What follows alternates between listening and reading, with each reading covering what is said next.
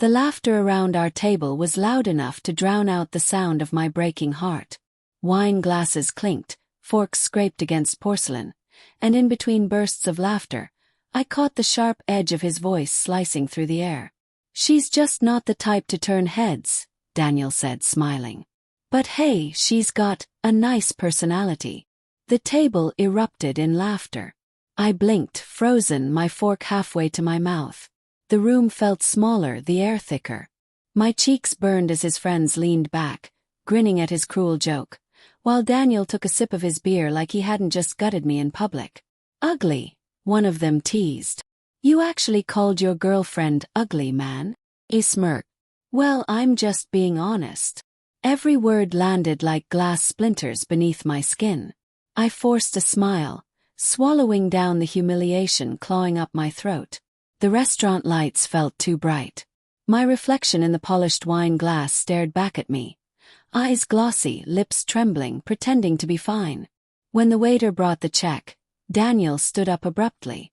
"Actually," he said, tossing a few bills on the table, "I think we're done here. I've got somewhere else to be." "Wait," I whispered. "What do you mean?" He looked at me, eyes cool and detached. "You heard me. I think we should break up." Silence. Then laughter again. Not from him but from the table behind us. Strangers who didn't even know me but still laughed, because heartbreak in public looks funny when it isn't yours. I stood there in that crowded restaurant, every nerve in my body screaming for air. He didn't even look back as he walked away. The drive home blurred. Streetlights smeared into golden streaks through my tears. My phone buzzed endlessly. Messages from friends asking what happened, from my mother reminding me to be strong. But none from him. When I reached our apartment, his things were already gone. The photo of us in Paris, the leather jacket I'd bought him, even his cologne, all vanished like he'd rehearsed the disappearance. For hours I sat on the floor, hugging my knees, replaying every moment we'd shared. The way he used to trace circles on my hand while we watched movies. The way he whispered that he loved me when he thought I was asleep. Had any of it been real? I remembered the last few weeks, the way he'd started locking his phone, the sudden late meetings, the shift in his tone when I'd ask if he was okay. I told myself I was overthinking.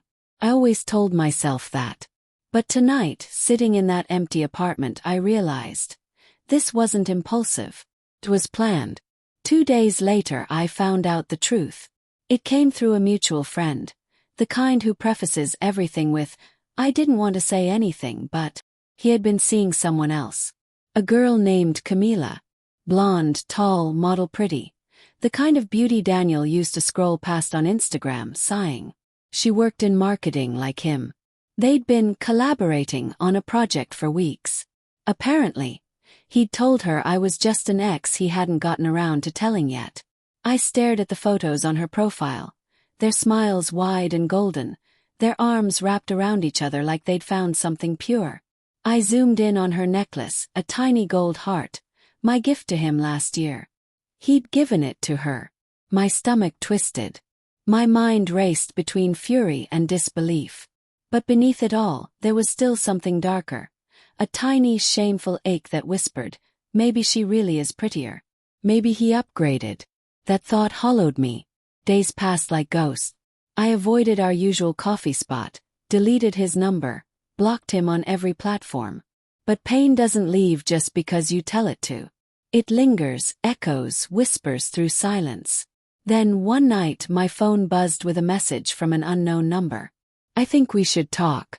I made a mistake. Daniel." For a long moment I stared at the screen, my pulse quickening. Part of me wanted to delete it. Another part, the part still craving answers, wanted to hear him out. So I agreed to meet. He chose the same restaurant, the same table. The audacity almost made me laugh. When he arrived he looked thinner, tired. But his confidence was still there, that smug tilt of his chin. "I shouldn't have said what I said," he began. "It was immature. I was drunk. You didn't deserve that." "Drunk," I repeated. "You called me ugly, dumped me, and moved on to someone else, because you were drunk?" He exhaled. It wasn't like that. Camila and I. Camila, I cut in. Right. The girl wearing my necklace. His face drained of color.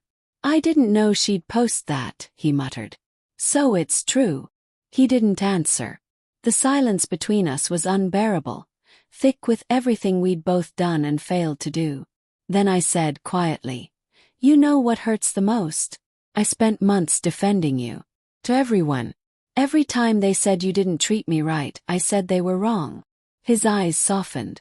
"I did love you." "No," I said. "You loved how I made you feel.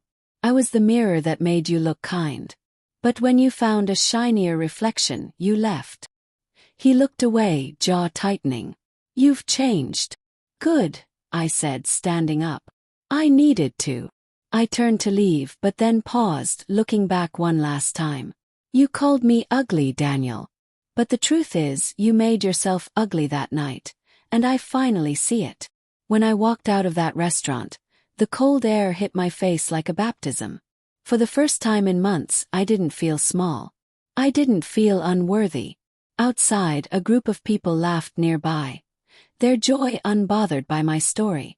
Somewhere in that sound I found peace. I didn't need to be beautiful for him. I needed to be whole for me. And as the night folded around me, I smiled. Not because it didn't hurt anymore, but because I knew it would hurt less tomorrow.